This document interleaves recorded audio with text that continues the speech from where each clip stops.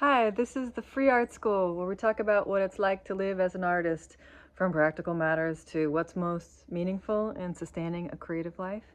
My name is Mariah Robertson, and today I have the great pleasure of speaking with artist Jibade-Khalil Huffman, based in Los Angeles, California. Hi, I'd like to welcome my dear friend, artist and writer, Jibade-Khalil Huffman, who will be having a show at Other Plans in New Orleans, opening August 15. Yes. And he's kindly agreed to do one of our interviews about what it's like to live as an artist.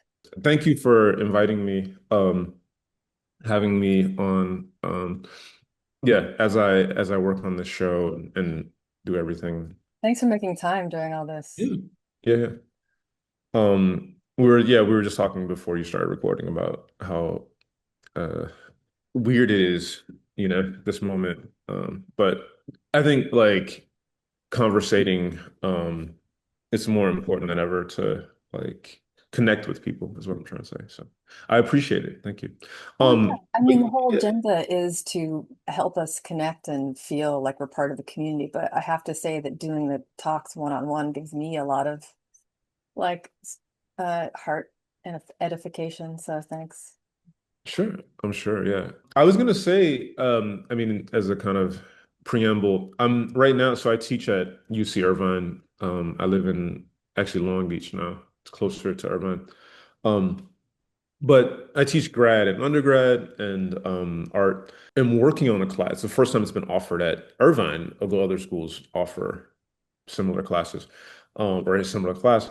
A course in professional practice. Oh, So wow. um, it's meant to be taken like junior year or senior year, and it's like all about artist statements and like the art world, how the art world works. Oh, how does it work? So just like how to get not how to get a gallery, but just that you don't like walk in with slides, like stuff like that. Yeah.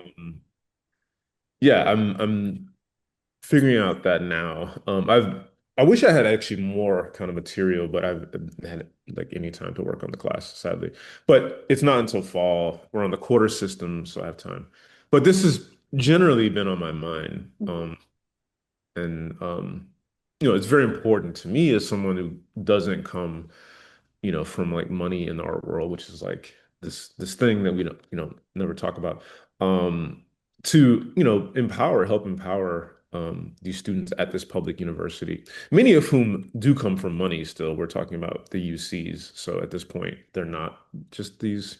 Oh, it's expensive now. I went to a UC in the 90s and Yeah. it was so different, the amount of the tuition. Well, is that too? I mean, it's still cheaper compared to, a public or private to Stanford or something. But But I think in like the 1960s, it was like $20 or oh yeah, yeah, yeah. It was like such, yeah. But I'm saying it's so competitive to get into these schools that they're like these same students that are applying to Stanford are applying to like I see. Yeah. Irvine and Berkeley and what I'm saying. So there's a lot of privilege and access, right, that a lot of my students already have, but many of them don't. And so it's really important to me. It's like why I teach at a public university, partly. How do you deal with the emotional ups and downs of preparing and dealing with the aftermath of a show? So there's for me, there's like kind of two kinds of shows. There's the gallery shows, which are just always like crazy, just because that's just how that works. Everything is like last second. So much is like, oh, some client is coming in, so you suddenly have to like drop everything. Like for your studio, even, right? Like, oh, like this client wants to see this piece. Can you yada yada? Can you dig it out of your archive? And like all of a sudden, I have to like do that, right? Versus like working with the museum and they want some piece and like, in 6 weeks we'll need to ship it, and like shippers will come to your studio and like take their time, and you know what I'm saying. So there's just kind of two like working methods and like paces that I'm at with those two kinds of things. And it's two kinds of work also. Like there's more kind of objects with the gallery shows and more video installation sort of stuff with institutional, including like nonprofit, not just museums, um, kind of shows. Yeah, I can just sort of pace myself better, right, with the institutional shows and kind of beginning and end give myself the kind of care that I need, which is usually a lot of it's based around food. Hmm. So just allowing myself like pizza and kind of just to like I'm just gonna give myself like that grace. And I go to the gym like almost every day and like really into like healthy food and stuff like that. But like I'm like kind of in that, especially like the week of, I'm finishing a video and the show, is the following week. I'm just like I'm gonna go get Impossible burgers and fries and like, you know what I'm Or saying? Just like comfort. quick comfort food. You go Like, off diet. yeah. Like I'm never like on a diet, but you know what I'm saying? Yeah, that's very important. It sounds silly, but yeah. I think And nutrition, like yeah, sleep, rest, exercise, like, because how many hours do you think you're working in the last few weeks before you in a big show? 12, 16-hour days, right? Yeah. A big thing in terms of aftercare, after a show, I actually got from you, is getting a massage. Oh, yeah. Yeah, that's a pretty consistent tradition. And now I will sometimes do it like in the lead up to like during. That was a big kind of moment for me, like allowing myself that. Well, you know what? I just finished a big project and then I like had another big project lined up right away. So I didn't do like I didn't get confused about what to do. I just kind of kept going. And I don't know if that is healthy or Huh. I didn't want to get to that place where you sort of in grief after this was like a 10-year long project. Right. So I just stacked up another one. I was scared. I was really scared about the void opening up after this thing was done. I think after such a long project, that is especially, right, like Yeah. daunting, the idea of that. But you definitely feel like a kind of like grief after. I was scared that that could Generally speaking. happen Yeah, yeah. in this case. Yeah, yeah. I no, I mean it absolutely makes sense. I think that it's not that I'm trying to stack stuff up, but because like writing is this other part of my practice, which does make its way into the videos and the installations. But I've been working on this book for a while now, this third book. There's always kind of like after a show, a shift kind of back to writing and Hmm. research and either like a specific project like this book for years or just maybe research that I'm thinking about for the next thing, which might not even be like a show yet, but just like, you Yeah. know, um, but it's enough of kind of like a project that it's kind of like I don't allow myself that kind of I hate to say like postpartum like depression, but yeah, People I don't know if feel it's good or that bad. term though. It would, No, I know. yeah. Yeah. This, I mean, relates to another question about like well, generally, like what I would, say to my younger self or remind my younger self is, about the sort of work outside the work that like that's super important. Who's having a life? Well, that too, yeah. But just like sketching and like research but yeah, absolutely. I think that balance and yada yada. I mean, that's what like the massage, this bodily thing, I think after is really important and good. Yeah, I think if you're a person who tends to get into your head deeply, bringing it back to something physical is really helpful to balance. Totally.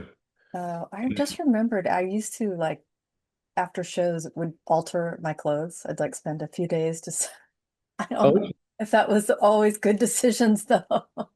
huh. Just like random pieces or I don't things. know. I had a sewing machine. I can't. I don't know. It would be like a craft project, let's say. Yeah. I don't think I told you this. I don't think I'd started the class yet, but I've been taking a sewing class Oh, recently. wow.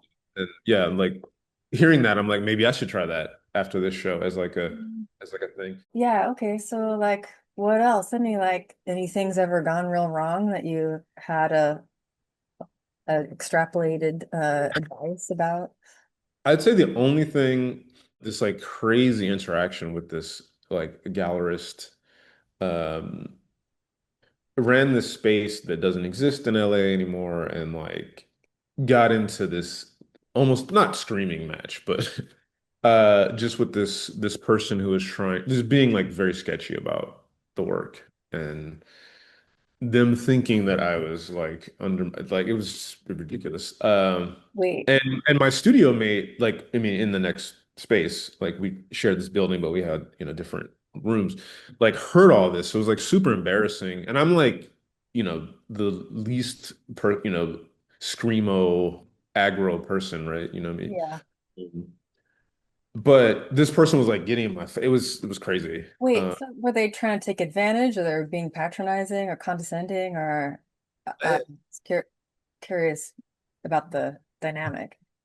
They were felt some kind of way about, even though they were like possibly going to start representing artists. It started as a kind of space that wouldn't function in that way with Okay. like a represented artist list, but then it switched, and so this person, they just felt that because I was doing all these visits at the time, like people were, all these people coming to my studio and just kind of became privy to, some visits, and they thought that I was selling work out of the studio outside. They thought they thought they were representing you or Yeah, and they and thought I was like were selling putting on. work, like not even in the show necessarily, or even like had it been, it was like additioned. Like it's not like I don't remember the consignment agreement, but the point is like they had no right to be, and I wasn't like selling, I didn't sell anything in that period, right? So did you have a discussion with them about a formal representation relationship?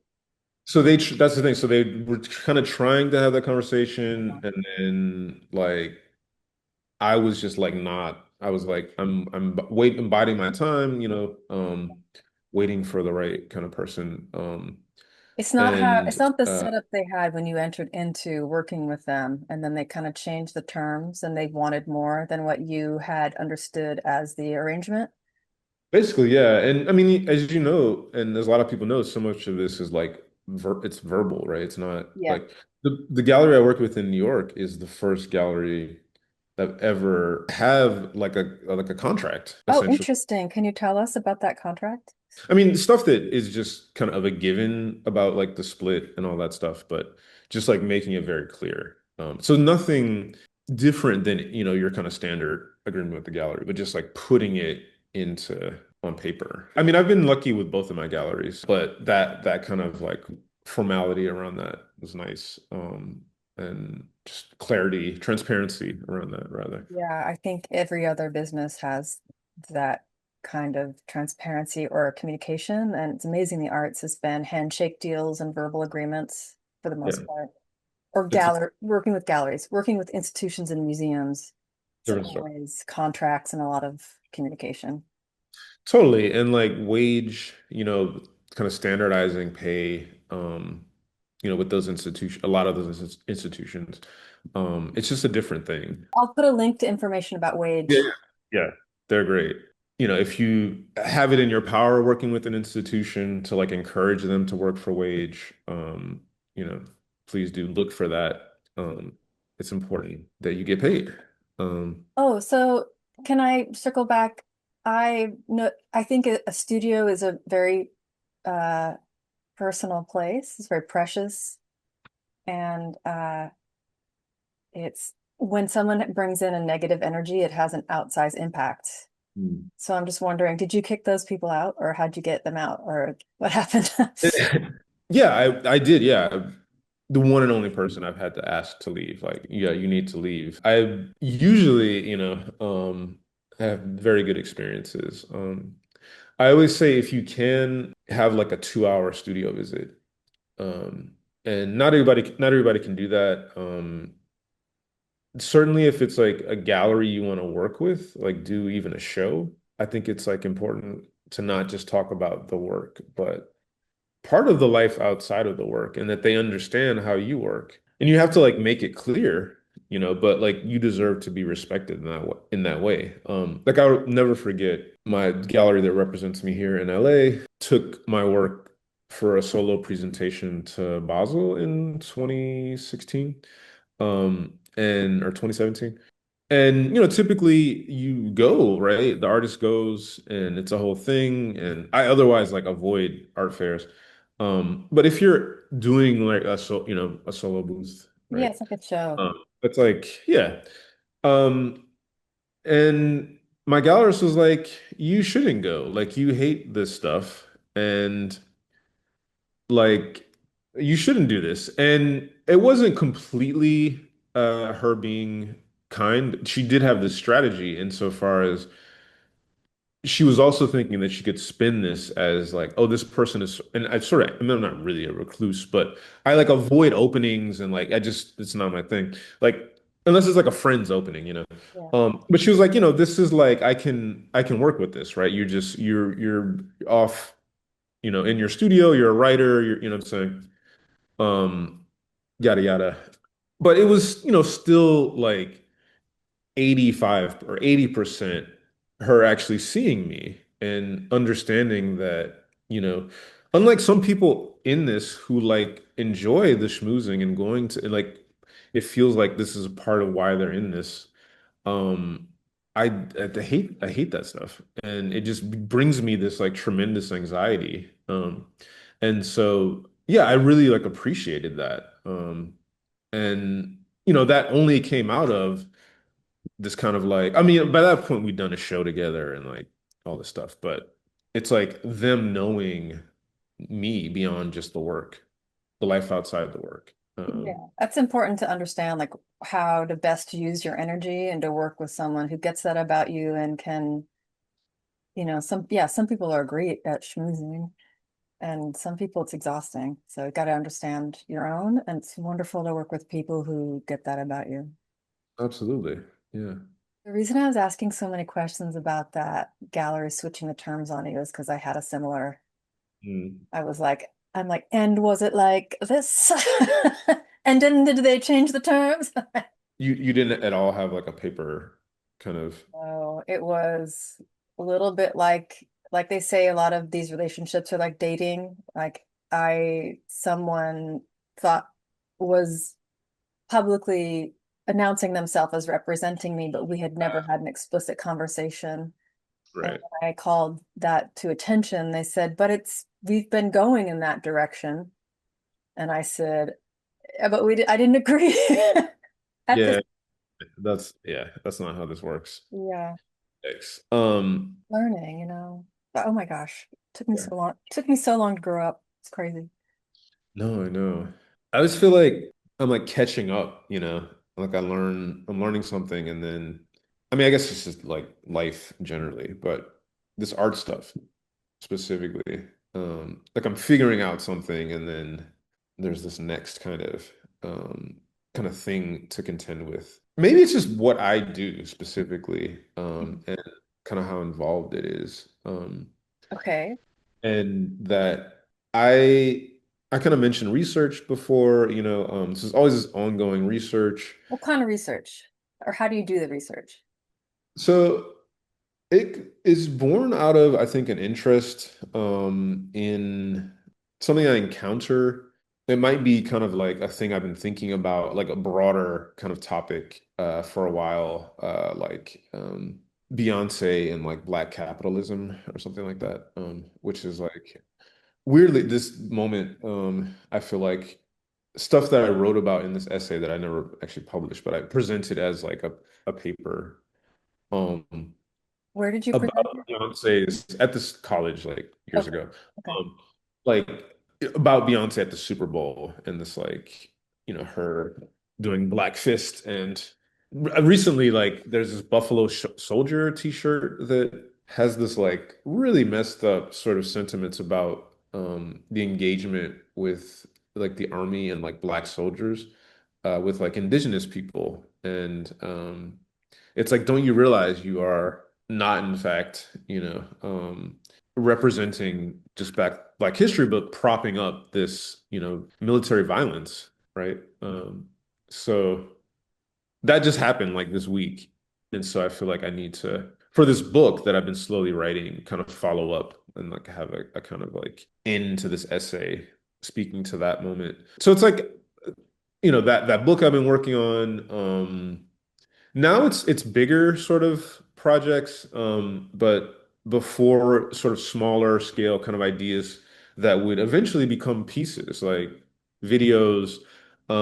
So looking at a certain kind of media that I'm going to make a kind of collage video about. And so looking at a bunch of like commercials, like malt liquor commercials or something, you know what I'm saying, from the 80s to then make some. So like going into, Online at the internet on the internet. yeah, Is that yeah. primary? Online, like sometimes going to libraries. That research came out of the sort of the one and only like internship I ever did as someone like a student, right?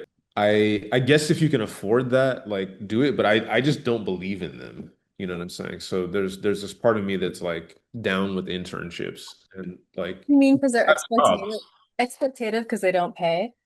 Yes. So the lack of pay means that typically only right people can afford, right? To not work, yeah. Yeah. So this perpetuates this thing, and this is why we have this art world mostly made of people, right, who can afford to do that. And Yeah, again, it goes back to what I was saying at the beginning. Like this is why I teach at a public university, because again, I want to empower those people who don't have yeah.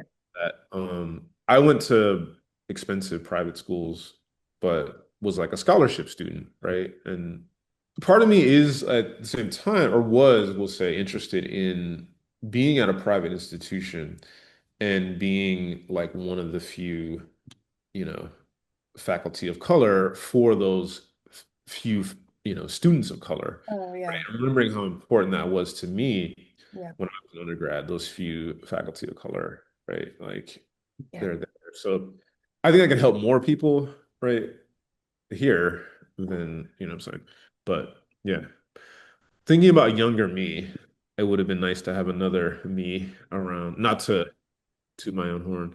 Um, but you know what I'm saying? Like when I mentioned like I'm always, trying to play catch up. It's like one of the things is getting to a place where I can be like not dealing with this like imminent deadline, not putting out this fire, and so can actually delegate to somebody to come and help. I don't tend to have assistants, just because I mean, really, it comes down to the fact that I'm making objects and video, and a lot of the collage video is like free to make. Obviously, collage. I mean, I may buy occasionally some video material, and it's in some ways like much cheaper, right, than actual collage, where I'm still having to go to thrift stores and buy stuff to cut up. Oh, you do that Um, too. So sometimes you, yeah, and I then do, yes. how do you get like video of a proper resolution? Well, I will say a lot of the video that I'm using and the pieces that I'm making are like about the internet, and Okay, so they have internet this like, quality is part of the, yeah, I kind of want that. And then I'll look for, I mean, I've probably find the most stuff from like YouTube.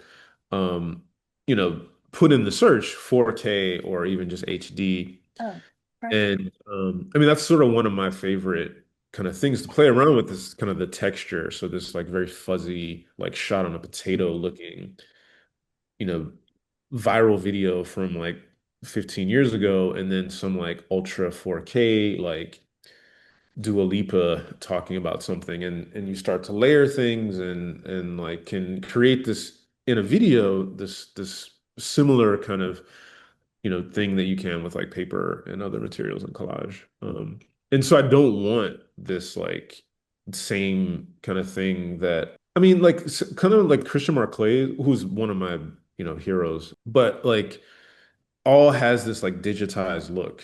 It has all these assistants, and if you look the clock, it's obviously it looks different because it's all these clips, but there's like this digitized, like crispness.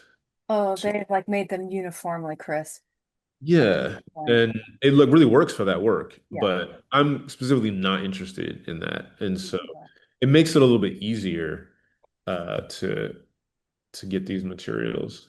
Yeah. A lot of it is I don't do this as much anymore, but like getting DVDs.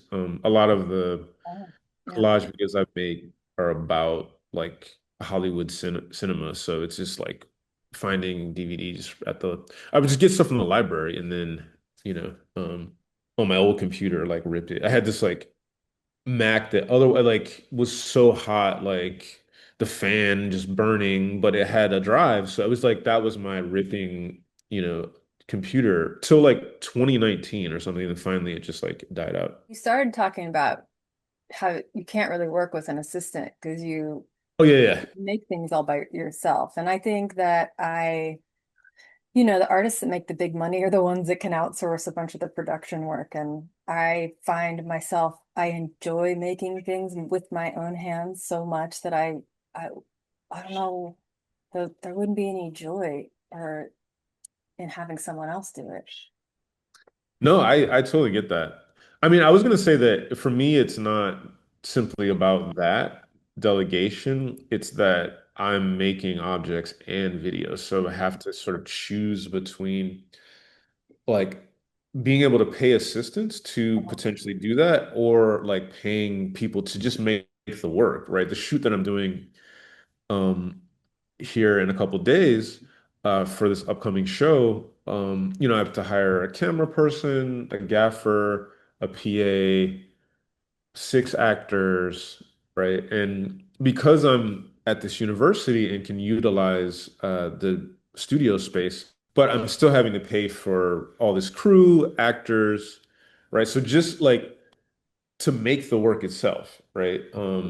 Not to delegate, but like literally just to make it, right? I don't make, I mean, I guess I could make a kind of video where I just set up a camera and it's just me and that's it, right? But what I do, like I make again a kind of collage video and then I make stuff with actors and it's kind of informed by Hollywood cinema and like shot with lights and a small crew. So I have to choose between these two things. And so often don't have a studio and yeah, just can't afford, right, to pay even if I could and wanted to delegate. What you're saying is, like I do hire people for professional services, like making a frame, or I had Oh something yeah, yeah, standardized, like what you're talking about hiring a crew, the things that you can't possibly do yourself. yeah. And then, yeah, we were talking before we started recording that I'm scanning and it's a little boring, but like one, it's good. It's kind of putting it in my subconscious, like the options and like having to That's- describe to someone else how to do this would be so, I'm not, that's a management skill. Like it's exhausting to be a manager, make the task into a chunk that another person could do. yeah, totally. But someone is editing a 3 paragraph writing I did because I was in over my head and like, I can't, I'm a help. And another person who's better at that is helping. So that's amazing. But they're lending me their professional skill. Yeah, that's the yeah. I think it's like about creating the best and most space for yourself to think. And it could be in this, like you said, I think that's a great point about like scanning and noting, frames for like it does become um this very important part of the like production. And not just this kind of menial task, you know what I'm saying? And yeah, you asked about like that was one of the questions, like how do you feel about making money? Oh yeah.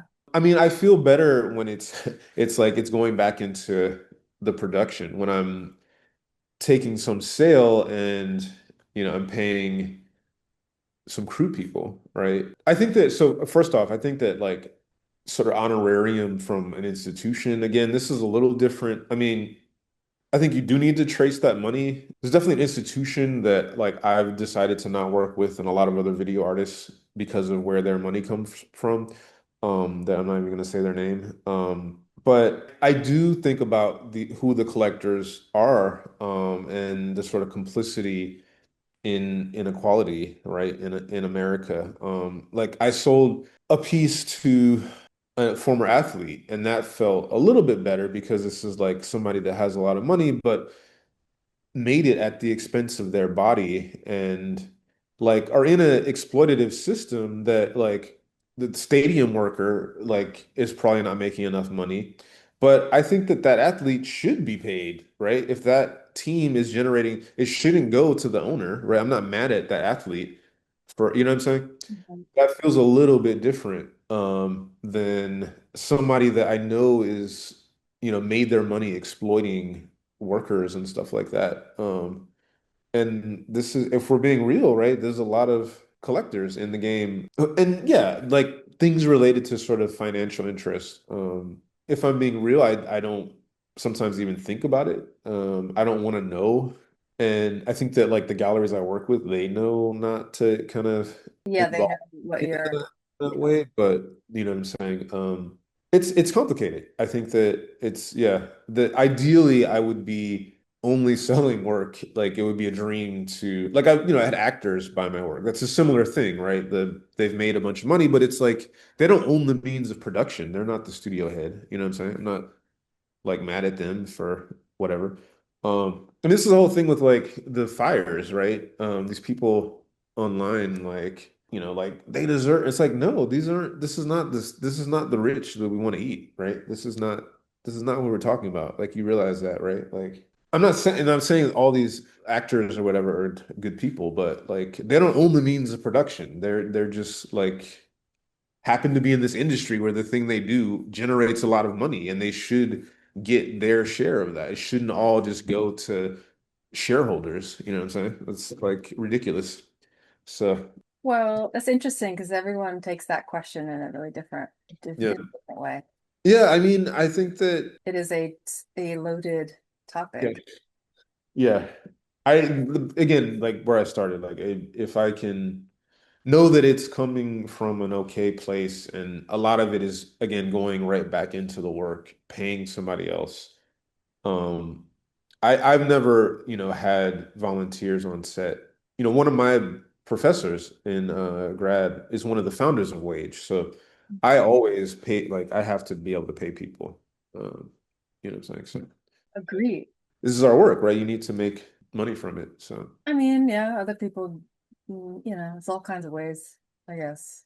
And yeah, yeah, I don't know, maybe you and me went into like a particular kind of art that is sold in commercial galleries.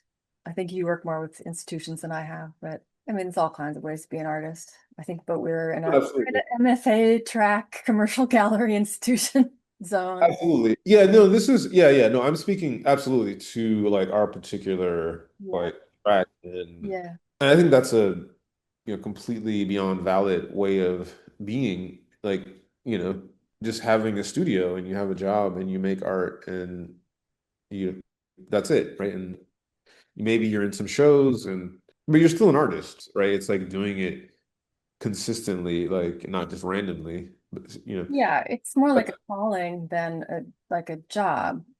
It's funny, people outside the arts don't get it quite in the same way. yes. You do not have to be making money to be an artist. And someone asked me, like family friend, they equated my graduating with a master's degree and going out into the world as my beginning my career as an artist. And Right. I'm like, oh, that's so funny. It's so professionalized. That's when I got my law degree and started practicing law.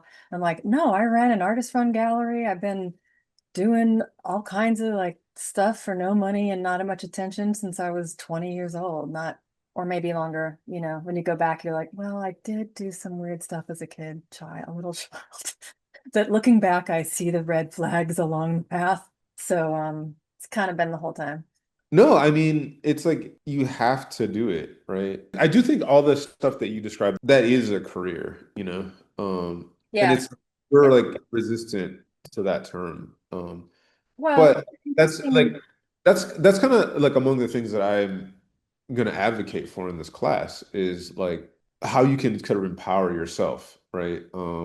That it's not this kind of careerist thing of what hitting these kind of check points, and then this is going to happen. I'm going to go to this school, and in fact, it's situations that you need to create. Art, start an artist-run space. You know what I'm saying? It's like can be thought of as being strategic, but the career is it just has these horrible connotations. But I think this thing that helps perpetuate the next thing, right? That's gonna like on a financial level, on a connecting you to more people level, right? It's like a trajectory, you Yeah. know. And I think that like we don't have to like professionalize that, you know what I'm saying? But it is like at the same time a professional thing. And I part of me like does want people to take it as serious. And so that like that time and energy will be respected, you know, and that you're not just like whatever, right? But that this is this kind of work that maybe other people outside of us can understand, you know. Um, Yeah, I think of it as like an inside, there's a wall, like the professionalization, whatever, that means for different people, it's really about communicating properly and getting your work out so that it is a communication with other artists. And I have like a particularly like idealistic view of that. But that doesn't I think the issue is not letting that practicality penetrate into your creative self. right. You just realize that's like you putting on your shoes to go for a walk in the city, taking them off at home. Well, okay, that's a bad metaphor, but I think there's mm, I have sort of a homegrown mix of a concept of what ego is that's like cooked up from like psychology and from meditative religions, but the sort of the where they all overlap is the ego is the agent that goes out and does things in the world, like gets the ego showers the body and whatnot. And I think that creative self, that you shouldn't let the ego get into the creative self. It's the actor that goes and does things in the world. Don't bring it back into your subconscious creative side. Yes. No, I think that that is, yes, that's totally makes sense. Don't let it Yeah, think it's in charge. It's actually just your agent for getting right, things done. right. Well, it can get confused and think that it's the most important one because it's Yeah. different, and it is not. It's a tool. Yeah, the thing that's the most forward facing. I think that relates to one thing I did want to not leave out my, not directly, but relates to this question about rejection. It's funny because I haven't been applying for, I just haven't had time to apply for grants. But when I do, when I have, and as we all do, get rejected, right? Because I know very few people, I know one artist who gets like everything they apply for. And they're like an amazing artist, like deserve all the things. But for me, I allow myself like one day to grieve. So take that night, just like take it easy, go see a film, whatever. And then I'm like back at it. Excuse me, not even like I'm gonna apply again or I'm gonna apply for this grant, but I'm just making gets me out of it. But it's important to have that grieving space to allow yourself that, you should be annoyed, right? Not at the person who got it, like, or jealous, but like disappointment. Yeah. You should be disappointed. Like, not that you should be, but like that's okay, right? Yeah. It's a Normal reaction. yeah, and then you move on. Oh, I So get jealous, that's but I try to acknowledge it like, oh no, you're feeling crazy. Like you gotta do something positive. And I try to do like a nice thing if I feel like shit like that, yeah, no, totally. That's what I mean. Like you give yourself Or a like an nice thing for other people. Like when I feel like sorry for myself. oh, I'm like, interesting. I'm feeling sorry for myself, jealous of these other people. I think I'm going to do something nice. Like I'm either going to congratulate those people if I know them, or I'm going to reach out to someone I think might be lonely and like just be like, get over yourself. I mean, that's positive. But also like it's human to get jealous and feel, disappointed. And also, like, oh, I'm a person. I'm having a normal, I'm not as good as I thought, like, oh, I'm just regular. I'm having a normal response. And also to that this sucks, it's disappointing, it's not a reflection on me or my valid worth. Absolutely. It's tough to pull those things apart. No, it is. But yes, important to remind yourself. I mean, yeah, I mean, I get, and I think it's understandable being jealous. I get more annoyed when it's just like, somebody else, I think should not even for myself. Like I'm like that person should have gotten it. Like I'm still mad about like, and not even thinking about myself. This like MacArthur, just like how do you not give the money to this person doing community work in South Central, like you know what I'm saying, like versus the painter that has all this money.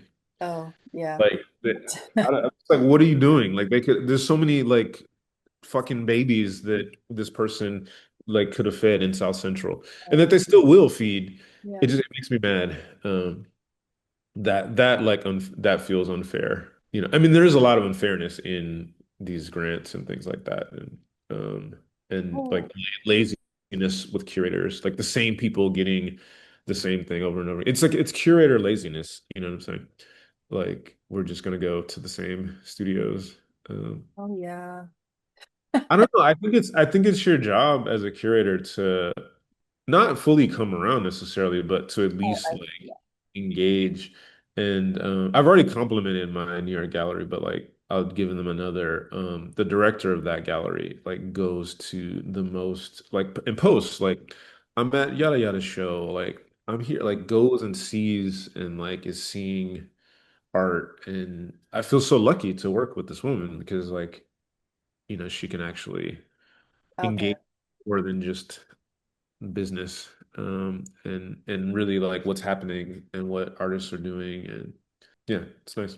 Ooh, can I ask you a practical thing about that grant help person that you wanted to hire? Have you been on the committee for other people applying for things? Like, I have, yeah, I've done one residency board application panel, and now like a bunch for school stuff. My biggest advice for like younger artists around that is to be choosy about what you apply for. Like look at who is getting what, and like don't apply for the Guggenheim as like an early career artist. You know what I'm saying? It's like a waste of time to apply for that at that point, right? I mean, some people will get it. I remember my friend Jody Mack, who's a filmmaker, got it like when she was really young. So it happens, you know what I'm saying? But like I also remember Mitch Epstein, the photographer, taught at Bard, and like senior year, like he finally, he's like in his, I don't know, late 50s, I guess at that point. But I've been applying for like 30 years and finally got it, right? So, and this man has gotten for photo like all the things, right? So, you never know. But like you kind of do, right? There's stuff for early career, there's stuff for kind of everybody, and stuff for more established, right? Yeah, you have to be you look at the website transparent. and see the past recipients is like the nuts, the practical of that. And Yeah, I mean, it sounds obvious, but like look at where you are, you know, and yes, exactly. Have they allowed in more kind of emerging people, or is it just, I didn't apply for McDowell until a few years in, and then it worked out. well, okay, and this grant person, are they going to, okay, this is my fantasy of it. They are going to help you develop writings about your work and your bio that are of different lengths that can be modified for, a lot of applications have those like you have to do it in 200 words and you can't move on to the next window until you have done this in exactly this many words. Yeah. And then an image bank that you have like your several bodies of work and that you could maybe, often they want 10 or 20. So you have like at least 20 ready to go. And then you draw from the image bank and you can just Yep. draw on this. This is my dream of like being ready to apply for a lot of things. Yeah, no, it's exactly what I'm putting together. Also video, because there's like some that you can do like 250 megabytes and others you can just only send a link, and like just preparing all that. Yeah. Absolutely. Doing that when Um, you have time. So then when the crunch happens, you can just sort of, and you can don't have to, reinvent the wheel each time. yeah. Because they Um, can take dates. Like if you, I mean, I have applied for Guggenheim, applied, and is yes. that so much? That is a lot of work. I've never applied. It seems like it. I mean, the worst is creative capital.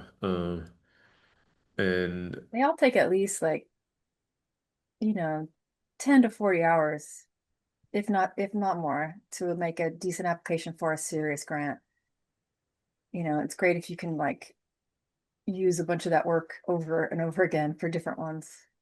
Absolutely. I mean, I think you have to remind yourself that you look at nonprofits and organizations and they have like a person that's their whole job for that. And it's like for an institution, but Mhm. or it might be several people is like writing grants. Like that's their whole like that's their title. They're a grant writer, right? Yeah. Um, so you have to, it sounds stupid, but you have to like remember that, right? That you're just one person. But as an artist, you're asked to be this, individual, but also I hate like you're a brand or like, I don't mean to frame it like that, but you kind of are, right? You are this entity. Yeah, you have to think about ways you can like organize. And yeah, it's taken me a long time to get to this point of being like, I'm gonna do this. And that's what I meant about like catching up again, like just being caught up enough that I can say, okay, I'm gonna specifically have this person and I'm gonna hire them, you know, 6 hours a week or something like that, or like quarterly or something like that for however many hours, you know what I'm saying?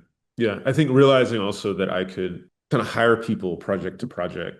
I just could never afford a consistent assistant. Like I just never have consistent money like that. So Okay. Well, thank you for all this. yeah, no, thank you. It's been really fun. Again, my younger self, it's nice to think about. Yeah. Thank you for doing this.